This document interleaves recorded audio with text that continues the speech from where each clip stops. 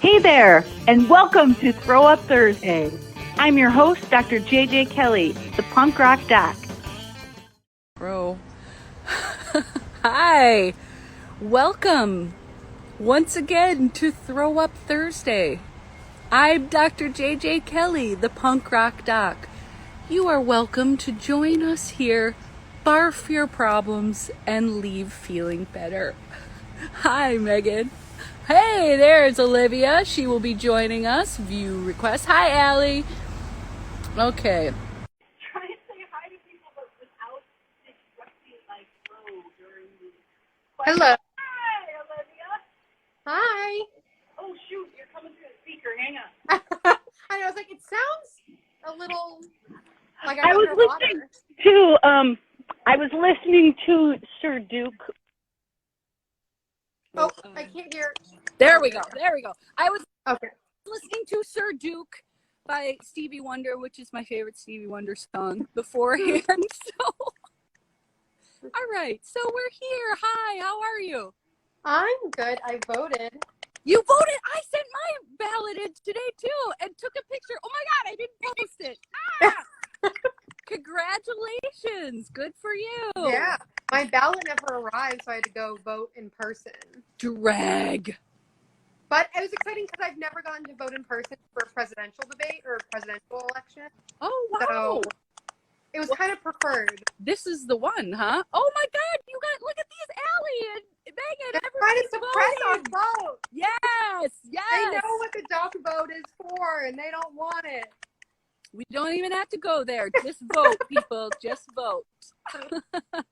So, welcome, everybody. Welcome, Olivia. It's always nice to see you. Good to see you. And do we have questions from audience today, Olivia? We do have some questions from some people who are here. Oh, sweet. Are they specific, Olivia? Yes, they are specific. Lovely. Okay. All right. Oh, my God. Vince, hi. Oh, yay. Okay, so I'll start with this one. The sound is weird. Are you hearing that? Yes, I am. Cool. Anyways, so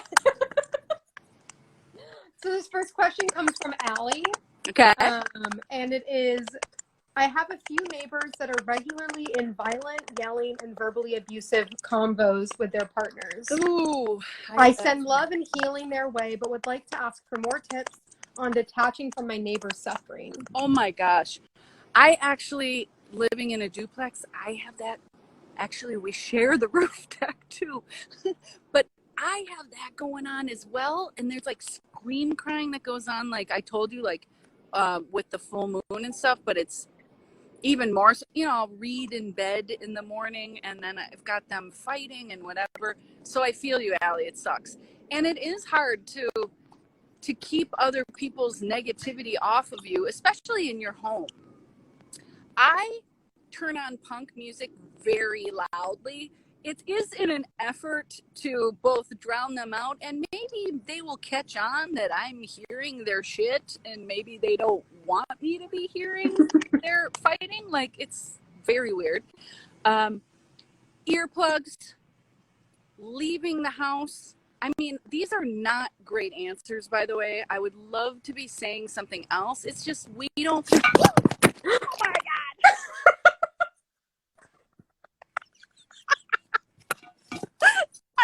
I gasped as if you actually just fell and hurt I yourself. know.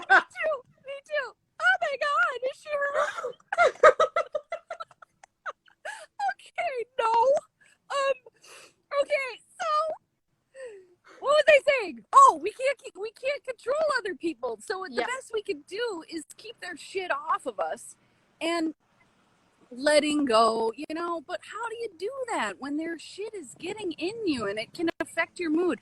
It's like anything else. It's extra shitty for sure, but it's like everything else that we learn in unorthodox is that we are responsible for our emotional triggers, reactions to things, activation, and so we are responsible for managing it.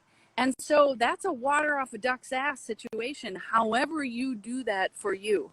leaving is not always the easiest thing to do. And sometimes we get pissy about, they're making me leave. The one concrete thing that I think is probably the best thing I can say about this is that don't go down the rabbit hole of they're making me.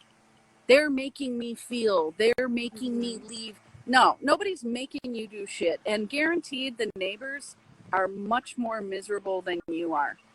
And so, yeah, empathy. I love the sending love through the wall that you said. Oh, and see, Allie's a better person than I am because she just turns on sappy love music to try and help. And I'm sitting there being like, institutionalized. No, well, that's crazy. You know, like, so lovely, Allie. I mean, once again, as per the docs of Unorthodox, you guys are at a place where you answer your own questions beautifully. And now she's looking for well, I'm sure them hearing you hit the heavy bag is way less oppressive than they're fighting. However, that is a great, like, let it go. Let it go. They're having a way worse day than you. And, you know, headphones work. And it's a finite amount of time. This too shall pass. It's not like they're screaming all day long. So I am not 100% pleased with that answer, as I am not with my own answers when my own neighbors do that. It's a shit situation. And I think sometimes a situation is shitty enough where the best we can do is not make it worse. That's the pain versus suffering thing. Now, isn't this a friend of yours? Yeah. Hey, Jess. How you doing? Okay. All right. Hi, Jess. So, yeah. All right. So, do you have anything you want to add to that, Olivia? Yeah, I've had that before in Vancouver. I had some neighbors that would yell and it would get violent sometimes, which was really heavy to be around. Something that helped me was like showers. Oh, like it. It's because you're getting it off of you, and like if you're gonna be in, you have to hear it when you're in the shower. You can't hear it anymore. Yeah. And then just visualize that stink and that, like, it's scary too. So it's kind of like a self-love, like taking a nice hot shower, washing your hair. You're showing compassion to yourself because it is stressing to hear violence. Yes. And if you are going to choose the route of talking to the neighbors directly about it, that is definitely a strike while the iron is cold situation because we don't want anybody getting hurt. So. Oh, hey, Thomas. Okay. Hey, Thomas is here. Okay, so now, Olivia, you censor what you say. I'm kidding. Okay, what else we got? Okay, so I have one from Mal.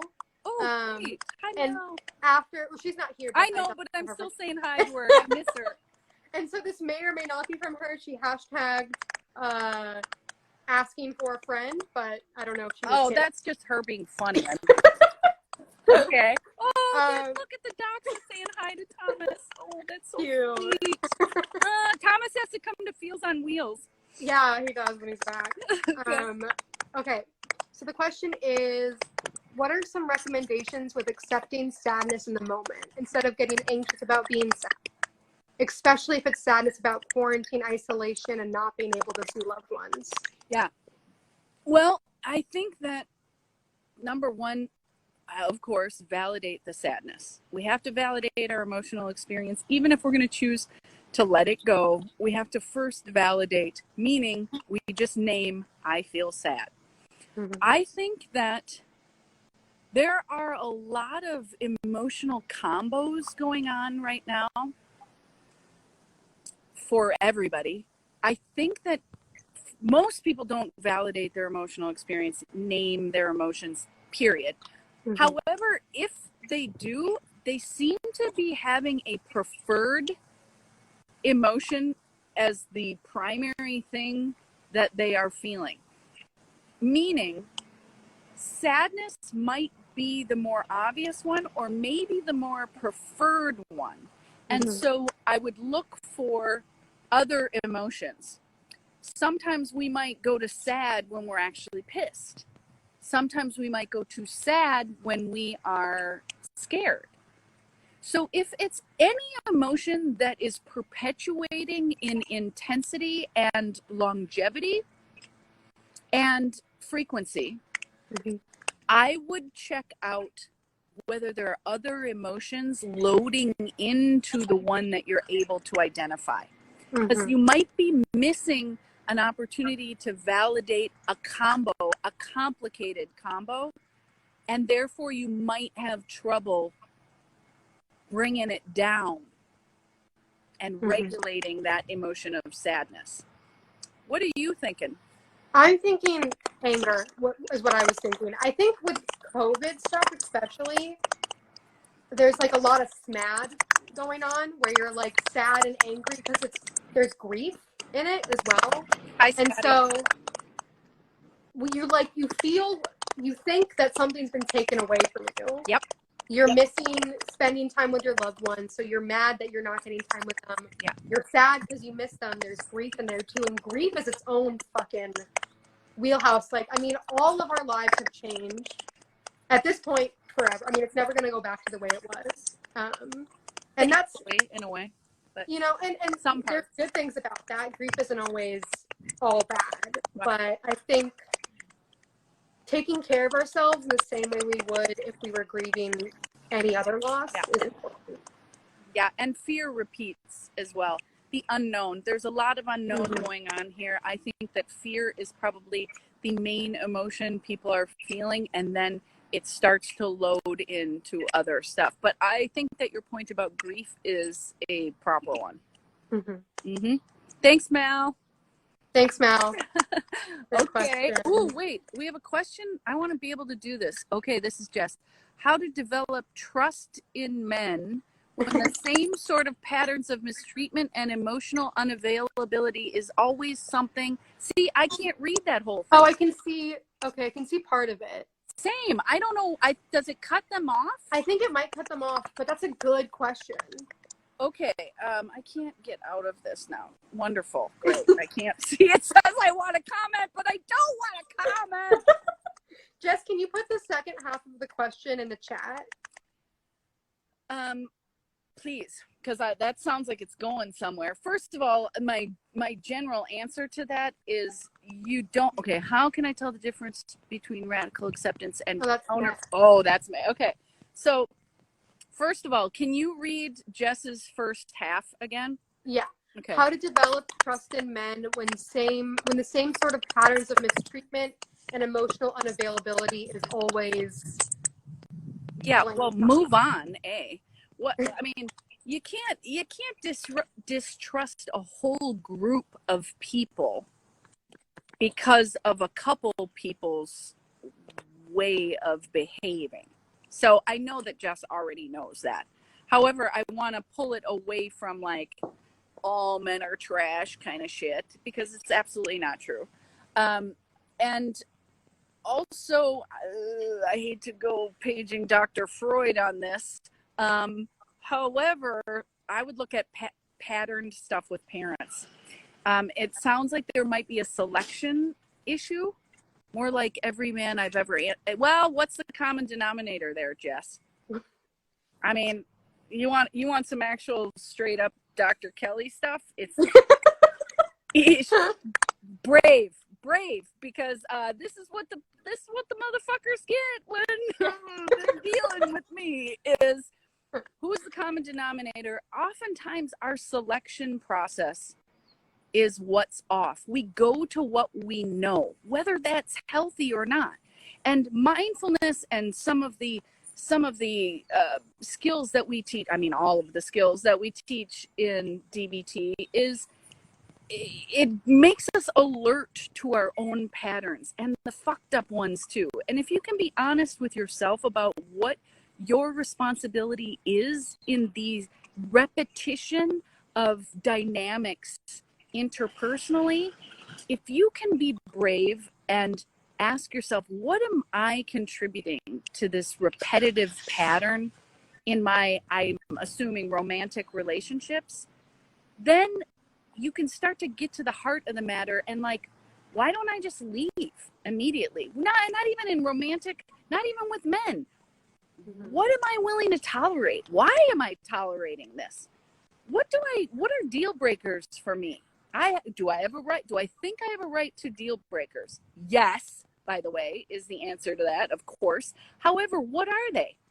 And whether it be friend or romantic or genderless, it doesn't matter. We interact with people. We want them to elevate our experience of life. So if you're hanging out with an asshole, ask yourself why you hang out with assholes. There's that thing that Sam said I do at the end of my sentences. Dr. J.J. Kelly. Oh my gosh. I hope you know that's a loving challenge, and I'm not just trying to face mush you on that one, Jess. I appreciate the courage it took to ask that. So I'm open to any follow-up by Jess. Let's go to Megan's. Okay. So it's how to tell the difference between radical acceptance and counterphobia. Ooh, I'm going to need fucking more information there. But because I know Megan, I would like to know if this is about like COVID and germs. Okay, let's first define for people who aren't DBT grads. Radical acceptance is an ability to accept reality for what it is. That does not mean you have to like it. In fact, you can even hate it. Yeah, she's saying UCSF. That's what I figured.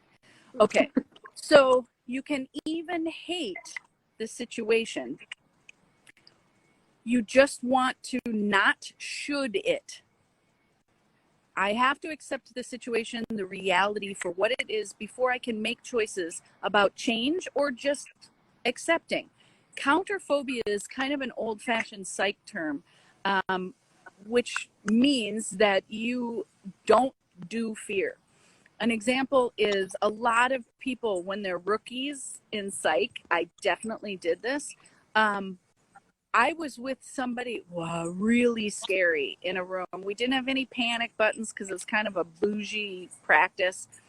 And this guy had paranoid schizophrenia. And those are the kinds of people that like kill shrinks in the room. Like they can be, and he said really scary stuff. And I remember taking it to a case study or a case conference with other interns at the time and saying, I find myself watching the clock a lot when I'm in session with this guy, which is not me at all. I'm like in it. I don't even like having to keep time because I like to be really active with it. But I said this, and the veteran psychiatrist that was running it said, well, are you scared of him? And I was like, no. And what does that have to do with watching the clock? Like greenhorn over here, no I'm not everything. scared of anything. Right. Totally. I'm a Kelly, goddammit. Yeah. So I couldn't understand at that time what an obvious question that was. Of course I know now. However, I was wanting to get the hell out of there. And because I was in that role, like Megan is in a clinical role at UCSF. You are in charge. You're meant to be the clinician. And it is really rough, particularly in the medical field. They teach you to not have any emotions about it and just do the thing. And sometimes that is required. And it can train you to not even recognize your own experience of fear. Hey, Mel. So here's what I think. And Megan, we'll talk more about this on our call because it's important because, you could get really hurt in that situation too, ignoring fear. So the quick and dirty answer is trust your gut. If you are so emotionally dysregulated that your gut cannot be found, your wise mind, because you're so off of your own baseline that you have a hard time making an objective judgment about the situation, take a minute. 3 deep abdominal breaths just to bring what might be fear down. It's okay to feel fear even when you're the clinician. In fact, it is yet another signal. Your body is signaling something to you. I appreciate the question because with COVID and in hospital situations, my God, the fear is so out of control and everybody's just amped up. So safety, you have a safety protocol, follow it. Ask yourself if you are emotionally dysregulated, because you can't judge whether it's radical acceptance or counterphobia if you are not in your wise mind. That is a complicated question, and I know that Megan has more detail that I want to know in that in order to get into it even more. But I think just for folks that aren't in or unorthodox, just defining radical acceptance and counterphobia is probably a decent start. Thanks, Megan. Okay. What do we got? Mel missed her. I know. Missed your Mel question, Mel. Damn it. Okay. What else we got, kiddo? I got one. Mm-hmm. This is the one that I thought I forgot, and then I remembered. Oh, yes. I love that. So I've been noticing that my attention span is like super divided lately, especially worse during COVID. And I've gotten in the habit of just like doing everything at the same time constantly. What are some steps that I can do to like focus on breaking the habit to get more mindful about what I'm doing? Great question. Give me an example. When I'm like watching a TV show, I'm like also looking at my phone and having a hard time watching something that's long without like doing something else, either like with my hands or. Yeah, I think that is really common right now. And that's not your usual, right? No, usually I can like watch something and not have to also fiddle on my phone. Yeah, I really think because we're this close to the election too, that it really is distinctly amping up right now. Mm-hmm. So okay, I'm gonna do the fucking annoying drink. What do you think is an answer to this? Just give me something short, just your instinct. Something to help break the habit. Yeah, what's an answer to your question? Just to remove myself from my phone. Yes. Throw the phone. Remember, Allie was like, "I'm fine myself." Like, just I said that. Oh, was that you? Yeah. Oh, sorry. Actually, that was me. I beg your pardon. So the phone, I think, is a situation right now, whether it be scrolling in bed, doom scrolling, looking at the phone while watching a show. Get rid of the phone, people. You have to take breaks right now, or you will just full on addict and mainline the phone.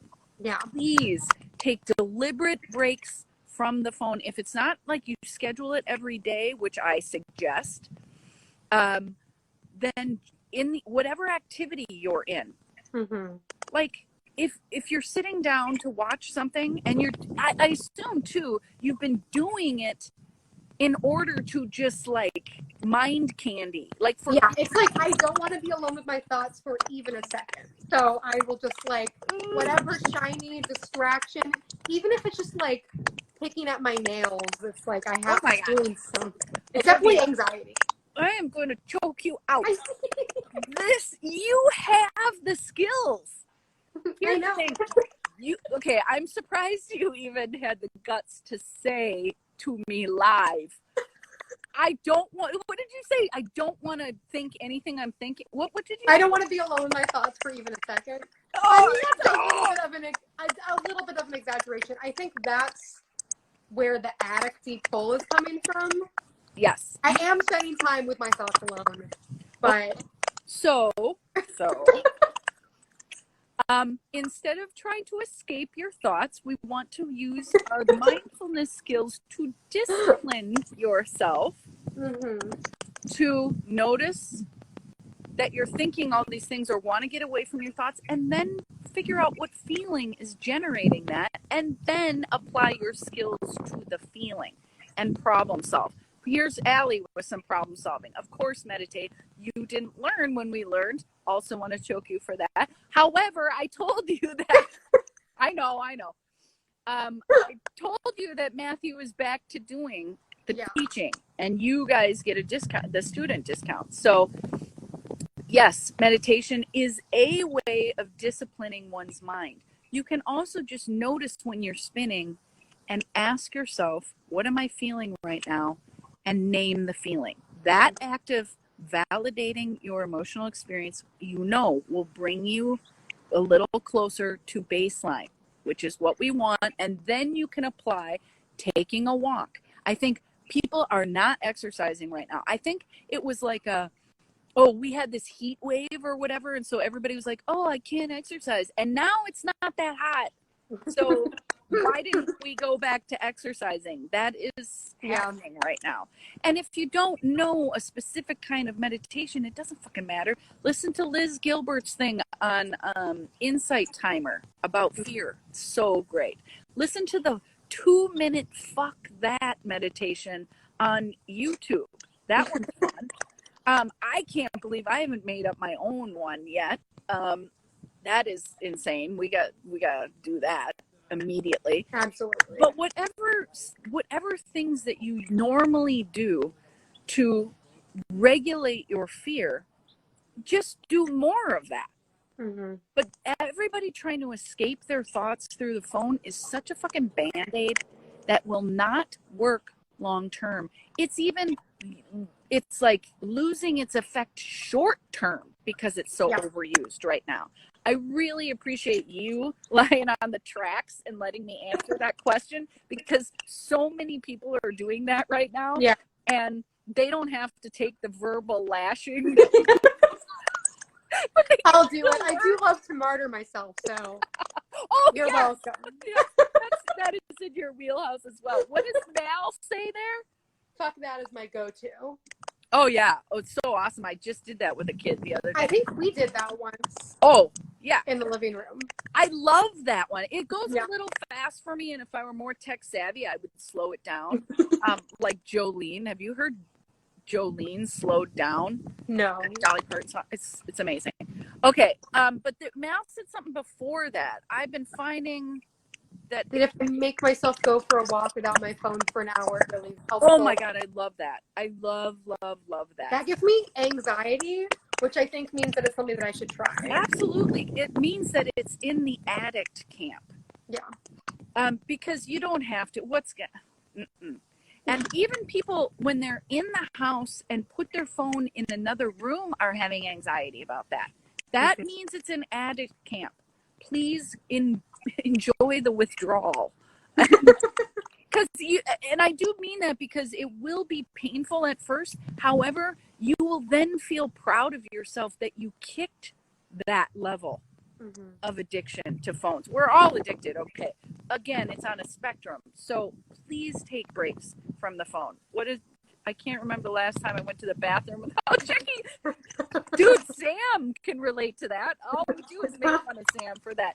Yeah, go to make it that the bathroom is the only place you allow yourself to check instantly. But yes, watching a show is supposed to. Please watch shows that make you feel better, by the way. Yeah. Like, there's a lot of doom and shit, and a lot of shit because they're not making movies right now. So, it's hard. I don't need to watch something about what I'm currently living through. No! Definitely I get enough of it day to day. I'm good. Definitely not. So yes, thank you for asking that question. Very brave of you. You got it. I'll get my pinch tomorrow. Yeah, totally. Dude, I'll be checking on that. All the COVID shows. How did they come out so fast? I don't know. Why are you making that crap? And everything should be like fantasy. Like, I just want to watch people in a crowded bar just sit and like share drinks. Dude, I want more Great British Bake Show, man. I need that. I did it again. Now I know it. I don't want to know it. You should watch. There's a show that's like about like potters, and it's like Great British Pot Off or something. I don't know. Like ceramics pot? Yeah. Okay. It's like the same thing. Say no more. I want to just watch people like decorate cakes. Yeah. Okay, you got anything else? We got time for one more.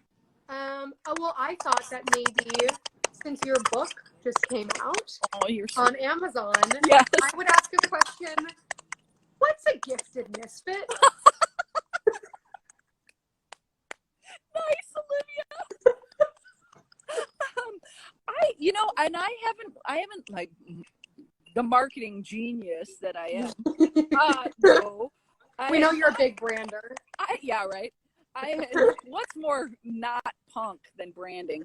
But I think that I haven't worked up a definition, and I will. But gifted misfit, well, as we talk about, I work. All you guys have found me by some magic, I don't know, universal gift, and I just gravitate toward the sweet, super smart, creative types. Takes one to know one, right? So like not fitting in high school, not fitting in, period. And it's like, taking that word back, having been called a freak or a weirdo or a misfit. That's why I insisted on them. I had to fight to keep the quotes on that title, because I wanted to indicate that that's what people have called us. We're not agreeing. We're just taking the word back. And I don't know where the inception of we all are supposed to be the same even came from. I think it's an insecurity response.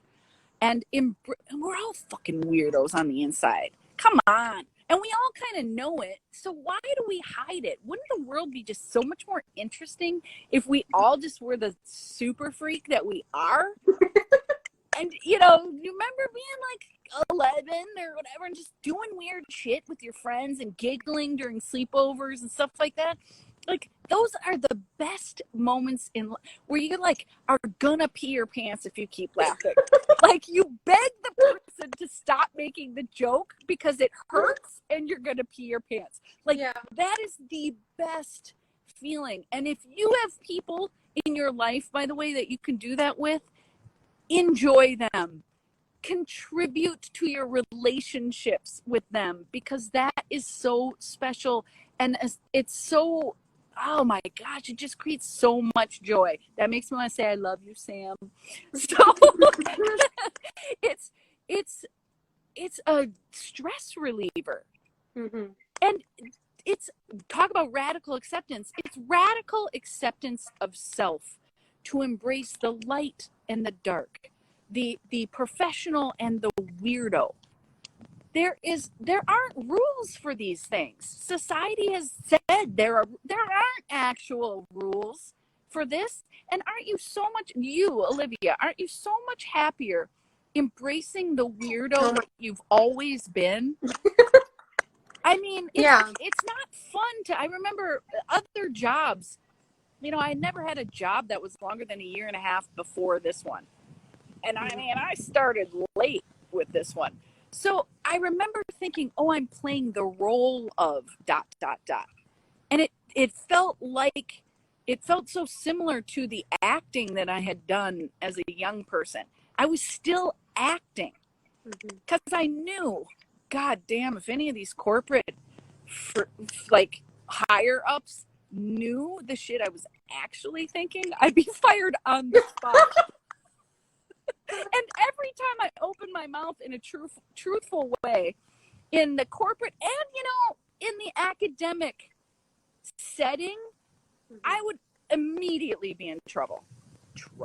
I'm too fucking old to be in trouble. I just can't. No. And people trying to make you do shit at jobs, and it, especially when you're young, the 20s suck so bad with that. And so I just said, the book is about the book is about DBT basically, but it's about your guys' journey. I hate that word, but like going from learning emotional intelligence skills that align with your values. You behave according to your own values, not what a doctor tells you, your own values. And then when you fill yourself up with all of you, flaws and all, and you have learned how to like yourself and accept yourself and just like not hide, then something happens to you as an individual where your natural state of fullness becomes my heart overfloweth, my cup runneth over. And the natural state of liking yourself is wanting to give, wanting to teach others, wanting to be generous to others, wanting to give of yourself and contribute to humanity. I deeply believe that. And when everyone embraces their inner misfit weirdo freak, that is going to be the state of the world. And all the isms are going to go away, and poverty's going to go away, and we're all going to love each other, and women are going to be in positions of power. Beautiful. Amazing. And scene. That was great. Now I have to take a nap. Yeah. That was amazing, honestly. That's my answer, though. You can tell that I really believe what I'm saying, right? Absolutely. What do you think it is? I think it's us. I just think it's like, I thought there was a person behind you and it's like, look out. Speaking of anxiety being out of control. I think the gifted misfit is like the inner child in all of us.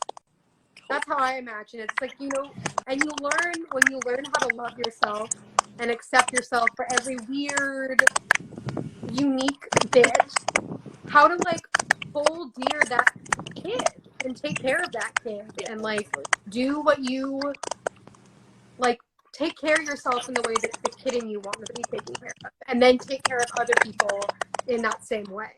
Yep. Love, play, joy, silliness. It's great for the soul. It's great for humanity. It's great for the moment. Mm-hmm. And I cannot wait to do Feels on Wheels tomorrow because of it. You do the pitch. Feels on Wheels. All right, what is that? If you guys liked what you saw today and you're like, I need more in person without this weird clicking noise, come to, I don't know what's going on. Come to Feels on Wheels tomorrow at 63rd and College out in front of the Safeway. We'll be hanging out.